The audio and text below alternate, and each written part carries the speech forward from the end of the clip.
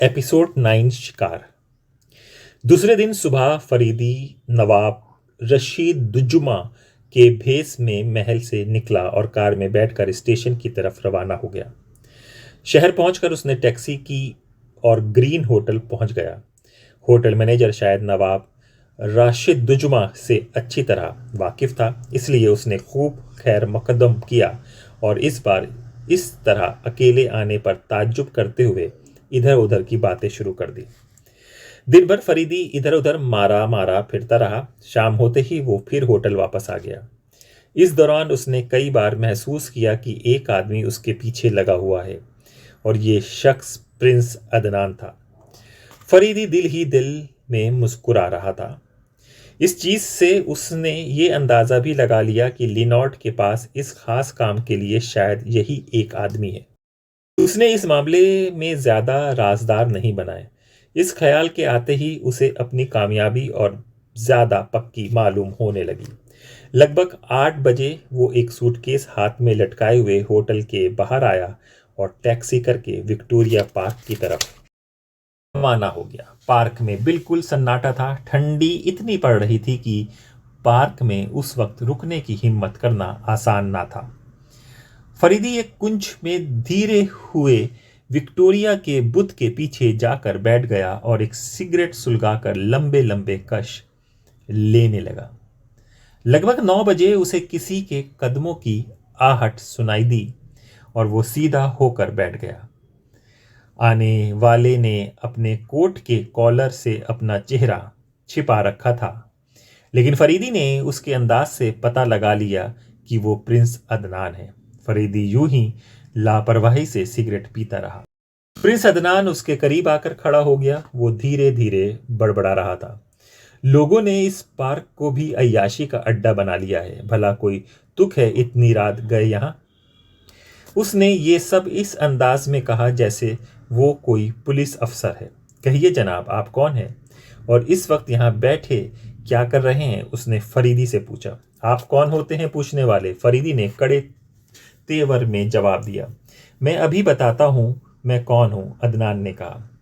ये उसी वक्त तुम्हारी समझ में आ जाएगा जब तुम्हारे हाथों हथकड़ियां लगेंगी। अभी कल ही यहाँ एक नौजवान लड़की बेहोश पाई गई थी। कमबख्तों ने अय्याशी का अड्डा बना लिया है इस पार्क को। मैं फरीदी हकलाने लगा। मैं मुसाफिर हूँ।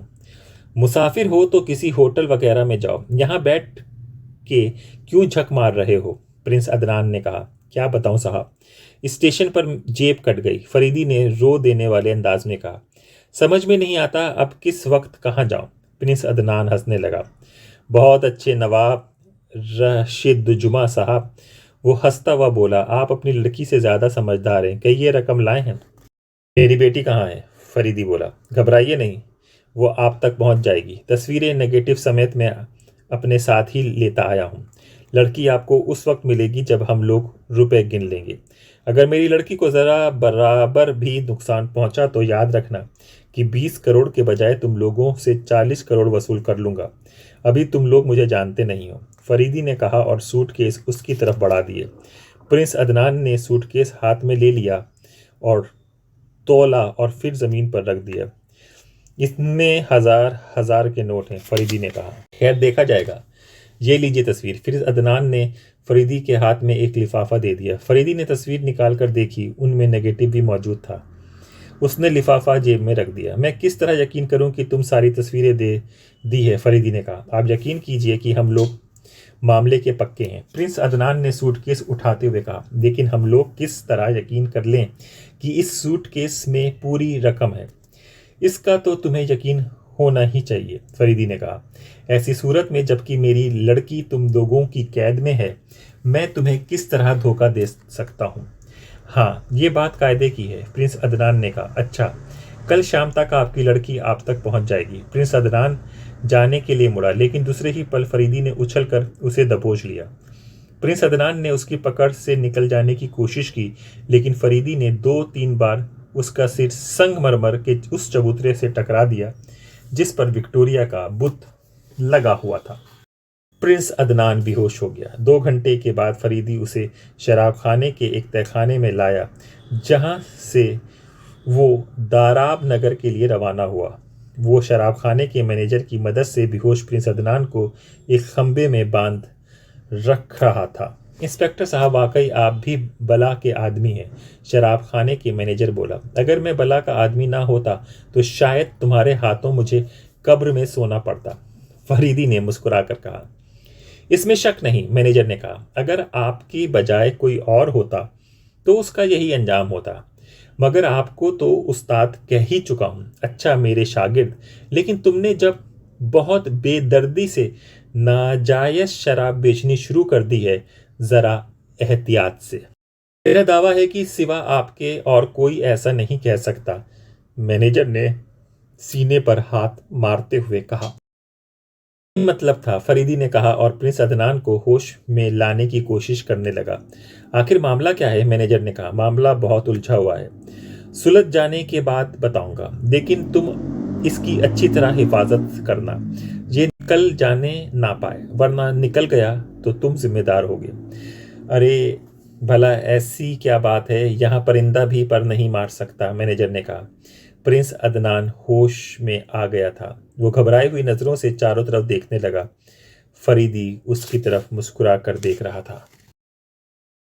नवाब रशीद दुजुमा ने मुझे धोखा दिया, प्रिंस अदनान अंग्रेजी में बड़बड़ाया। तुम बिल्कुल ठीक समझे, फरीदी ने हिंदी में कहा। मैं तुम्हारी जबान नहीं समझता, क्या तुम अंग्रेजी में बात नहीं कर सकते, प्रिंस अदनान ने कहा। मेरी जबान तुम ऐसे ही समझते हो जैसे ही समझना चाहिए, फरीदी ने कहा। अगर तुम कहो तो तुम्हारी मादरी जबान गुजराती में बात करूं, प्रिंस अदनान चौंक पड़ा। चौंको नहीं मिस्टर जमशेद, तुम दूसरों की आंख में धूल झोंक सकते हो, मेरी आंख में नहीं। मैं कुछ नहीं समझ रहा हूं कि तुम क्या कह रहे हो, प्रिंस अदनान गुस्से में बोला। तुम इराक के एक शहजादे की तौहीन कर रहे हो, तुम्हारी हुकूमत को उसके लिए जवाबदेह होना पड़ेगा। ठीक कह रहे हो मिस्टर जमशेद, फरीदी अंग्रेजी में बोला। हमारी हुकूमत काफ़ी दिनों से तुम्हारी ताक में थी। क्या बकवास है, कौन जमशेद, कैसा जमशेद, तुम्हें कुछ गलतफहमी हुई है जनाब। मुझे तो अक्सर गलतफहमी हुआ करती हैं। तुम समझे थे कि शायद मैं तुम्हारी इस तस्वीर वाली धमकी से डर कर तुम्हारा पीछा छोड़ दूंगा।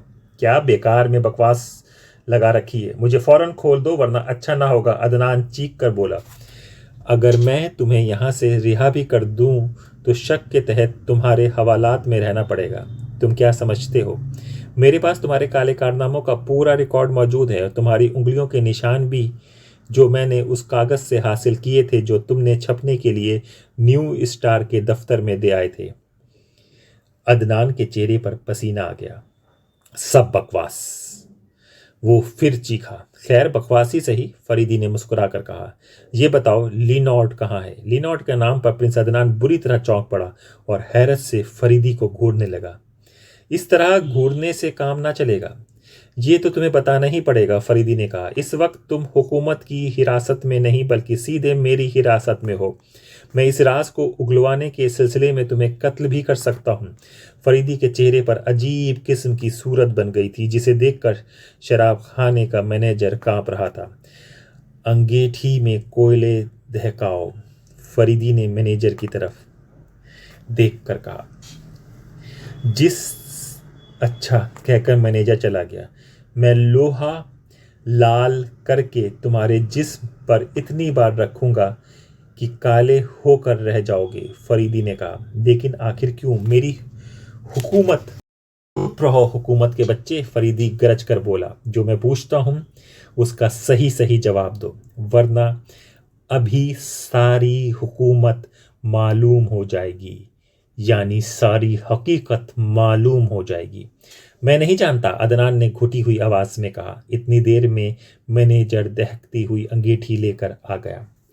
इसमें लाल होने के लिए लोहे की एक सलाख डाल दो, फरीदी ने मैनेजर से कहा। अदनान सिर से पैर तक कांप उठा। फरीदी लाल होती हुई सलाख को गौर से देख रहा था। सलाख के लाल होने जाने पर फरीदी उसे अंगीठी से निकाल कर धीरे धीरे अदनान की तरफ बढ़ने लगा। मैं मुजरिम हूँ, मुझे मुझे तुम्हें इसका हक हासिल नहीं, अदनान डरी हुई आवाज में चीखा। यहाँ इस तहखाने में मुझे हर तरह का हक हासिल है, फरीदी ने बेदर्दी से कहा और जलती हुई सलाख उसके हाथ पर रख दी। अदनान बिलबिला उठा और शराब खाने के मैनेजर मुंह फेर कर उसकी दूसरी तरफ हट गया। मैं तुम्हें इसी तरह जला जला कर रखूंगा, लेकिन तुम्हारी ये हरकत कानून के खिलाफ है। अदनान अपनी मादरी जबान गुजराती में चीखा। बश मेरे बेटे, आखिर तुम अदनान से जमशेद हो ही गए। अब जल्दी से ये भी बता दो कि लीनॉर्ड कहाँ है। फरीदी ने सलाख को दोबारा अंगीठी में डालते हुए कहा। मुझे नहीं मालूम। फिर वही पवित्र आग की कसम, मैंने उसे आज तक नहीं देखा। तुम झूठे हो। अब मैं तुम्हें किसी तरह यकीन नहीं दिला सकता। अदनान ने जले हुए निशान की तरफ देखते हुए कहा। अच्छा, उसके हुक्म तुम तक कैसे पहुंचते हैं? ट्रांसमीटर द्वारा। ठीक है। अच्छा ये बताओ कि जिस बिल्डिंग में तुम रहते हो उसमें ट्रांसमीटर कहाँ लगा हुआ है? मेरे सोने के कमरे में। तुम्हारे नौकर को तुम्हारी हरकतों की खबर है या नहीं? सिर्फ एक को। उसका नाम क्या है? फरीदी ने पूछा। राजू। तुम लोगों का उस मकान पर कब से कब्जा है? लगभग 10 साल से। लिनॉर्ड के प्रोग्राम से तुम्हारे अलावा कोई और भी जानता है? नहीं। गजाला कहाँ कैद है? मुझे नहीं मालूम। तुम झूठ बकते हो। मुझे नहीं मालूम लिनॉर्ड ने उसे किस तरह गायब किया है और कहाँ छुपा रखा है। उसके बाद खामोशी छा गई। फरीदी ने महसूस किया कि अदनान बार बार अपना हाथ सीने की तरफ ले जाने की कोशिश कर रहा है। फरीदी ने झपट कर उसके चेस्टर के गिरेबान में हाथ डाल दिया। उसके सीने पर कोई ठोस चीज बंधी हुई थी। फरीदी ने उसे खींचकर बाहर निकाल लिया। वो एक चपटा सा ट्रांसमीटर था। ओह, तो ये कहिए कि आप अपनी गिरफ्तारी की खबर लिनॉर्ड को देने जा रहे थे। फरीदी ने ट्रांसमीटर को गौर से देखते हुए कहा। यह बिल्कुल वैसा ही है जैसे जर्मनी के जासूस जंग के वक्त इस्तेमाल किया करते हैं। अदनान के चेहरे से एक ऐसा मालूम हो रहा था कि अब उसे अपनी ज़िंदगी की कोई उम्मीद ना रह गई हो। अच्छा शागिर्द साहब, फरीदी ने होटल के मैनेजर की तरफ देख कर कहा। अब मैं चलता हूँ, इस पर कड़ी नज़र रखना। फरीदी और मैनेजर अदनान को तहखाने में छोड़कर आ गए।